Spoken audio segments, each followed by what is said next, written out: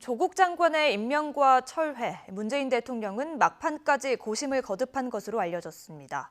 결국 임명을 선택했는데요. 전국 쇄신을 위해 개혁 드라이브에 시동을 걸 것으로 보입니다. 임성호 기자입니다. 동남아 3개국 순방을 마치고 돌아온 문재인 대통령은 위기관리센터를 방문해 태풍 상황을 점검한 뒤 곧바로 참모들을 소집했습니다. 조국 임명이냐 철회냐를 놓고 새벽 1시까지 4시간에 걸친 토론이 이뤄진 것으로 알려졌습니다. 문 대통령은 대국민 담화문도 2개를 마련하라고 지시했고 핵심 참모들마저도 최종 결론은 발표 2시간여 전에야 알 수 있었던 것으로 전해졌습니다. 자칫 국민 분열로 이어질 수도 있는 상황을 보면서 대통령으로서 깊은 고민을 하지 않을 수 없었습니다.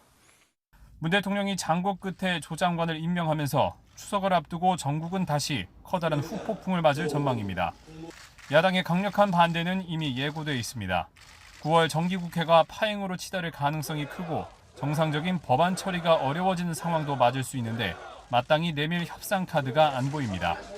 야당 의원들이 대거 포함된 패스트트랙 수사가 여야 대치 상황에 어떤 영향을 줄지도 쉽게 예단하기 어렵습니다. 검찰개혁은 문재인 정부 중반기를 상징하는 반드시 성과를 내야 하는 국정과제로 자리매김했습니다. 조국 장관 임명 과정에서 공평과 공정이라는 문재인 정부의 가치가 훼손됐다는 비판에는 개혁 성과로 답할 수밖에 없습니다. 특히 제도에 내재된 불공정을 해소하는 교육개혁에 속도를 낼 것으로 예상됩니다. 고교서 혈화와 대학 입시의 공정성 등 기회의 공정성을 해치는 제도부터 다시 한번 살피고 특히 교육 분야의 개혁을 강력히 추진해 나가겠습니다.